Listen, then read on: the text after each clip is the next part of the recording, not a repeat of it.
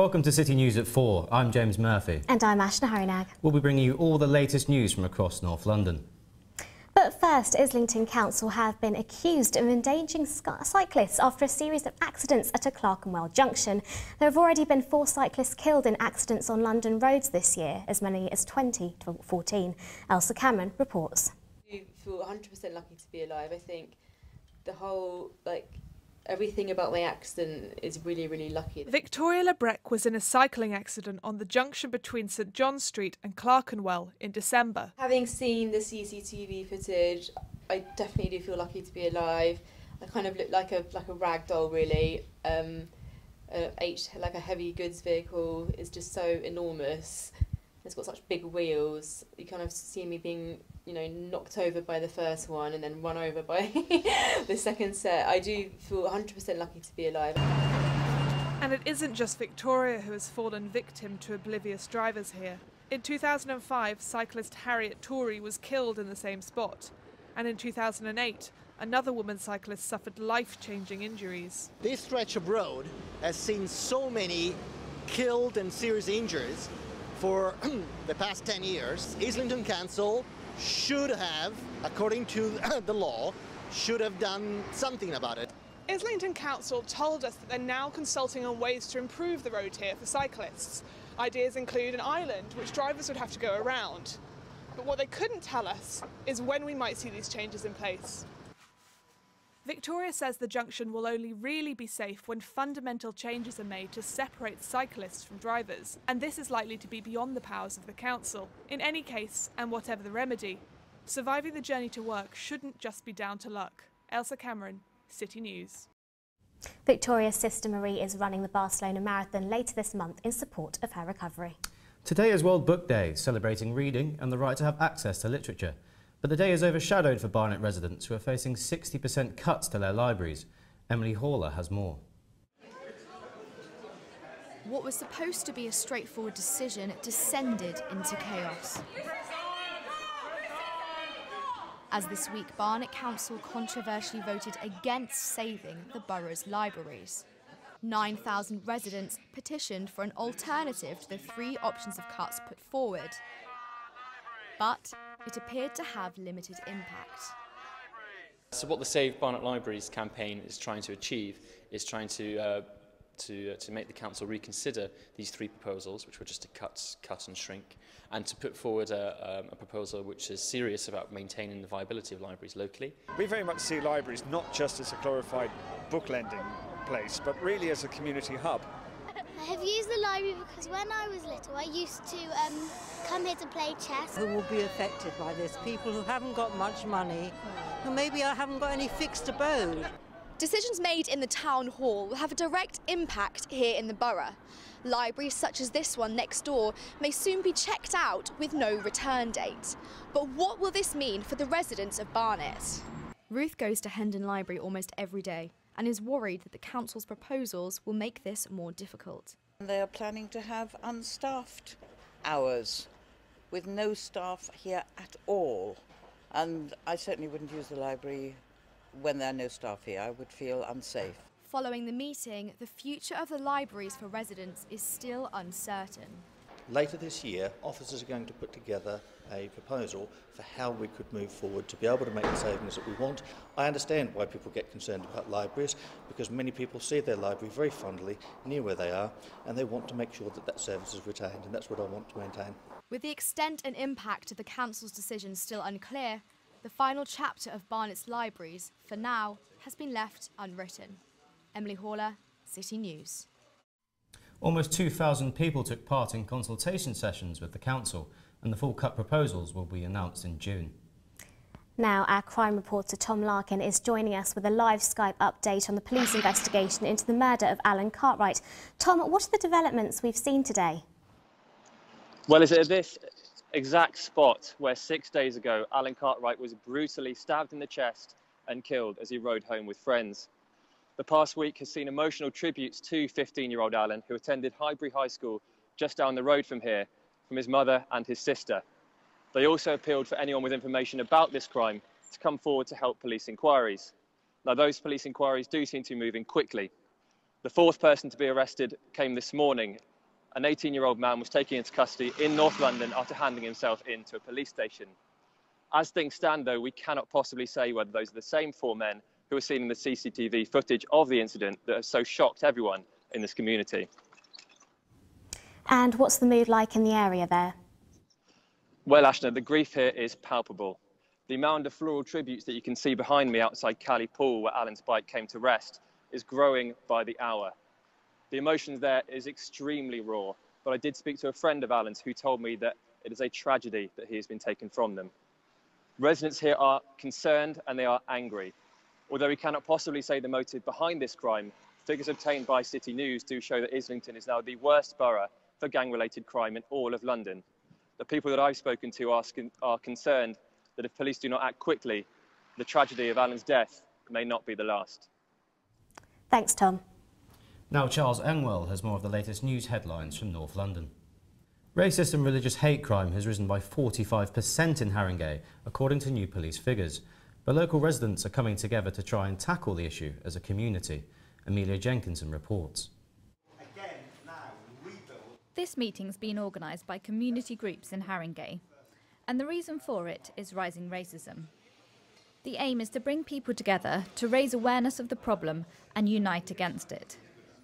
Events like this one are taking place every day across London, ahead of a national anti-racism protest in 2 weeks' time. The chair of the meeting, Vivek Lahal, thinks that this community approach is essential to stopping racism. I think there's a danger that with the climate of racism that's being ramped up in the run-up to the election, that people can start to turn on each other. And the only way we can counter that is by having community activities say we're all one community, we're all one people, and we don't want to be divided. But not everyone thinks that community discussions like these are enough. I mean, I think all the political parties have a duty to tackle racism. All establishment parties and all organisations have a duty to play on that. You know, the schools have a part to play. The trade unions have a part to play. These events will continue to get discussion going in local communities before the anti-racism protest later this month. Amelia Jenkinson, City News. Similar meetings will be taking place across the capital in a run-up to an anti-racism demonstration later this month. Now, London Assembly members and industry experts are meeting today to discuss how small businesses in London. Camden was recently named the best borough for its support of micro businesses, but a recent report says more needs to be done. Do you have any sort of more thoughts on how support can be provided by council? The right kind of local management is absolutely essential for this stuff. Small business has come here with a clear message. More needs to be done. The cuts on councils have had a massive effect on all sorts of issues of concern, including small businesses. But there is also the fact, of course, that small businesses need national government support and national advice, and they're not getting that either. But business development organisations like Camden Town Unlimited are offering local support to small businesses. What we've decided to do is to set up a thing called Collective, which helps start-up businesses. So we will provide some free space, we'll provide shops if we can, we'll provide opportunities for people to start their businesses, freelance, setting up a company, whatever it is, in order that those businesses can grow and become the employers of the future in the areas. But with high outgoings and a lack of financing, small businesses are struggling. One such business is a small clothing company in Camden. Oh yeah, it's really expensive, you know, but I mean, we're making it work in terms of we have really a strong online presence, but I guess that's what helps us. But we want to get the people here to buy to help us pay, again, the expensive rent that we are paying, and I guess that's the difficultest part. But despite the efforts of organisations like Camden Town Unlimited, for businesses like these, it's too little, too late. Holly Goodall, City News. And Holly Goodall is at City Hall now. So what does all this mean for the future of small businesses? Well, Jenny Jones, the chair of the Economy Committee, told me earlier that today's meeting has flagged up two key objectives. Firstly, to create more affordable workspaces across the capital, and secondly, to increase support for individual small businesses, which will mean more organisations like Camden Town Unlimited at a grassroots level. And for more on what's happening at City Hall, visit our website citynewslondon.com, or why not tweet us your views at CityNewsLDN. Today marks the close of the world's biggest sustainability conference, EcoBuild, at the XL Centre. But residents from Brent Cross are paying the price for London's sustainability plans. Here's Anta Dean. Green planning in London is growing. That's the message at EcoBuild, a conference for the biggest names in sustainable design. There's quite a lot of investment in the city, particularly in property, and so there's the opportunity to go a bit further. This green agenda is at the heart of a new development in North London. The Brent Cross shopping centre will boast cycle paths, green spaces and a living eco-bridge. But this isn't the whole story. While areas like this will be transformed by the new developments, the environmental benefits will come at a cost. And it's a motion pushed through this week that could damage the local community. Well, the compulsory purchase orders were pushed through for this Brent Cross Cricklewood redevelopment, which means that a lot of people who in well-established communities in the estates around where we're standing now will be forced to have to give up their homes. We approached Barnet Council for a statement, and they said they intended to take a sensitive approach to helping people with relocation, but many Barnet residents feel like they've been deceived. So it is a breakdown of community, which, going back to national planning policy, is not socially sustainable. I've been done, yes. I was misled. That is what I believe the polite word for it, but others are a little bit more rude and say they lied to me. Across London, the foundations for a sustainable city are being laid. But the greener future being built will be small comfort to those turned out of their homes. Anta Dean, City News. The Brent Cross Cricklewood development goes into consultation period this year. And now here's Rachel Bradley with the Politics News. Coming up after the break, we're looking to challenges of getting the over 55s online. The Hackney Play Streets programme is expanding, but should our kids really be playing in the streets? And Camden appeal to local residents to find new homes for the borough's guide dogs.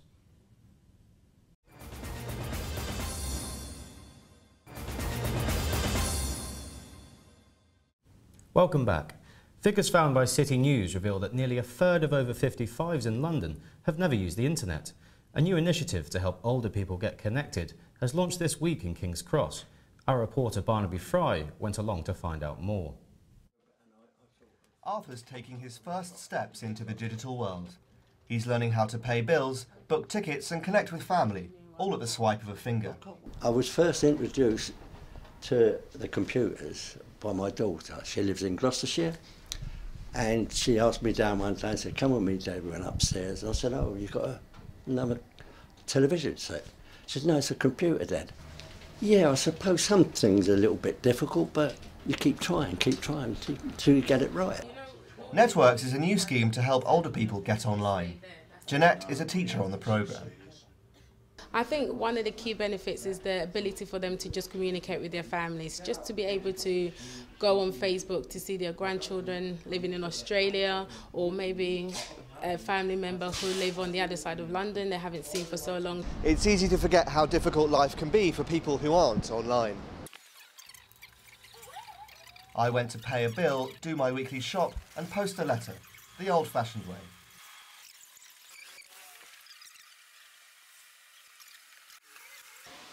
Well, that took me just over an hour, and if I'd done it on the internet, it probably would have taken me about 10 minutes. For grandfather of 7, Jeff, logging on is now second nature. We asked him what life would be like without the internet. I don't know, because I can't imagine it. I often say to people, how on earth did we ever survive without this? So if I lost my phone, my iPhone, I would be lost. For Arthur, it's baby steps at 86. But for many others of his generation, the internet is still just a word. Barnaby Fry, City News. Internet classes take place at the Cubbett Centre in King's Cross on Wednesday afternoons.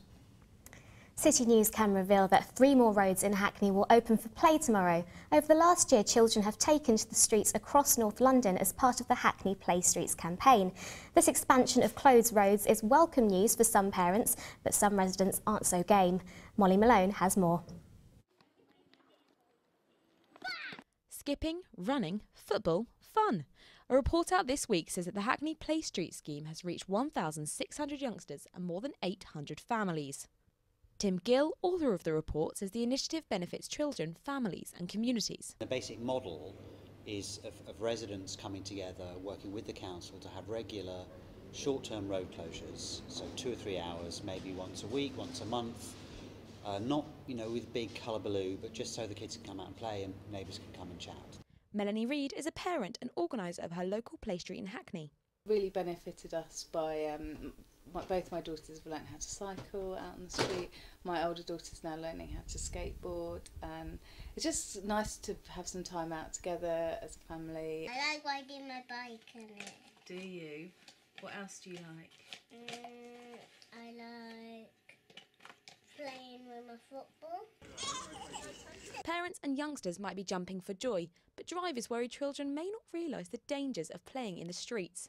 Legally, cars are still allowed to drive down the play streets at 5 miles an hour, but driving instructor Neil Wilson thinks that children are perhaps unaware of the dangers of moving vehicles. You just end up with them thinking that they can do what they like in front of cars, and obviously you can't, can you?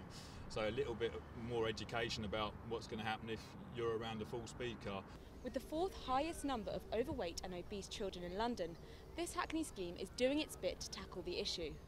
But it begs the question, what's wrong with traditional places of play like this? This is Molly Malone, City News.